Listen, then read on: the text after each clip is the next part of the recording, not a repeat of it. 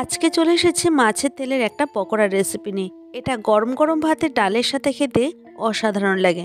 খুবই কম সময় ঘরে থাকা কিছু উপকরণ দিয়ে ঝটপট তৈরি করে নেওয়া যায়।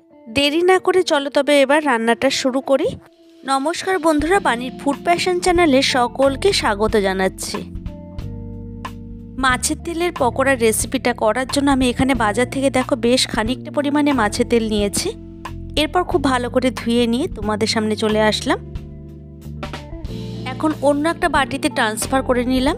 পকোড়াগুলিকে টেস্টি করার জন্য দেখো আমি আজকে যে উপকরণগুলি দিয়েছি সেটা একবার দেখিয়ে দিচ্ছি। এখানে কিছুটা পরিমাণে আদা ভালো করে গ্রেটারে ঘষে দিলাম। এরপর এর মধ্যে দিয়ে দিচ্ছে কাঁচা লঙ্কা কুচি। এখানে 4 থেকে 5খানার মতো কাঁচা লঙ্কা ব্যবহার করছি। ঝালটা তোমরা তোমাদের পছন্দ অনুযায়ী ব্যবহার করতে পারো। এরপর আমি এর মধ্যে দিয়ে দিচ্ছি দুটো ছোট সাইজের পেঁয়াজ কুচি। পেঁয়াজগুলিকে একটু ঝিরিঝিরি করে কেটে নিয়েছি। এরপর দিয়ে দিচ্ছি হলুদ গুঁড়ো।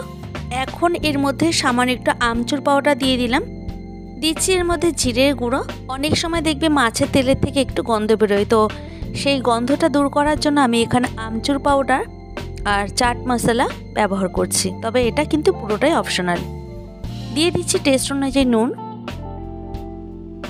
বাইন্ডিংয়ের জন্য দিয়ে দিচ্ছি বেসন। এখানে প্রায় 2 টেবিল চামচের মতো বেসন দেখো আমি ভর্তি করে দিয়ে দিলাম। এখন সমস্ত উপকরণগুলিকে খুব ভালো করে এইভাবে দেখো মিশিয়ে নিচ্ছি।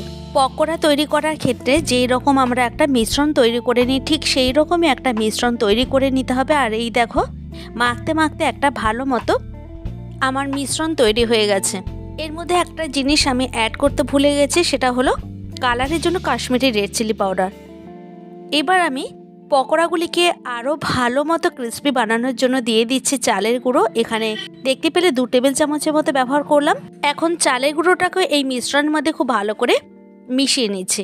এইভাবে যদি মাছের তেলের পকোড়া করে নেওয়া যায় তাহলে খেতে কিন্তু ভীষণ টেস্টি হয়। এইবার চলে যাচ্ছে ভেজে নেওয়ার জন্য। এদিকে দেখো কড়াই বসিয়ে দিয়েছি। ভালো মতো গরম করে নেওয়ার পর দিয়ে দিলাম পর্যাপ্ত পরিমাণে সাদা তেল। এখন তেলটাকে হাই ফ্লেমে একটু ভালো করে গরম করে নেব। তেলটা ভালো মতো গরম হয়েছে কিনা তা বোঝার জন্য সামান্য একটু নুন ব্যবহার করছি। তো আমার এখানে দেখো তেলটা খুব ভালো মতো গরম হয়ে গেছে। এইবার মিশ্রণটি থেকে একে একে পকোড়া এইভাবে তেলের মধ্যে ছেড়ে দিচ্ছি। গ্যাসের ফ্লেমটাকে এখন একটু কমিয়ে রাখবো। মাছের তেলের পকোড়া কারোরই অজানা নয়, তবে আমি যেভাবে করে থাকি সেটাই আজকে তোমাদের সাথে শেয়ার করলাম। প্রায় 3 থেকে 4 মিনিট পর আমি আবার উল্টে দিচ্ছি পকোড়াগুলির অন্য সাইডটা। এ সাইডটা আমার হয়ে গেছে ভাজা।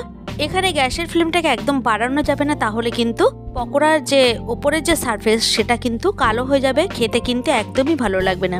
আমি এখানে দেখো লাল করে একটু ভেজে নিয়েছি। তো পকোড়াগুলি আমার ভেজে নেওয়া হয়ে গেছে, বা তুলে নিলাম। মাছের তেলের পকোড়া তৈরি করার সময় আমি যে যে উপকরণগুলি দিয়েছি সবকটি যদি দেওয়া যায় তাহলে পকোড়াগুলি খেতে ভীষণ টেস্টি হয়। এছাড়া অনেক সময় দেখবে মাছের তেলের থেকে একটা স্মেল বেরোতে পারে। সেক্ষেত্রে যদি আমি যে উপকরণগুলি দিয়েছি এর সবকটাই দেওয়া যায় তাহলে এর থেকে কোনো স্মেলই বেরোবে না। তো একই রকমভাবে আমি দেখো পকোড়াগুলিকে আমি ভেজে নিচ্ছি। গ্যাসের ফ্লেমটাকে একদম লো টু মিডিয়াম বা মিডিয়াম টু লোতে রেখে খুব ভালো করে ভেজে নিলাম। আমি এখানে একটু সাবধানেই উল্টাচ্ছি। প্রায় 4 থেকে 5 মিনিটের মতো আমি দেখো খুব ভালো করে ভেজে নিয়েছি বা তুলে নিচ্ছি। এটা গরম গরম ভাতের ডালের সাথে খেতে কিন্তু অপূর্ব লাগে। যদি তোমাদের এই ধরনের রেসিপি পছন্দ হয়ে থাকে তাহলে অবশ্যই কমেন্টে জানাতে পারো। আবার দেখা হবে নেক্সট কোনো ভিডিওতে। ভালো থাকবে প্রত্যেকে, আর তোমরা সবাইকে ভালো রেখো।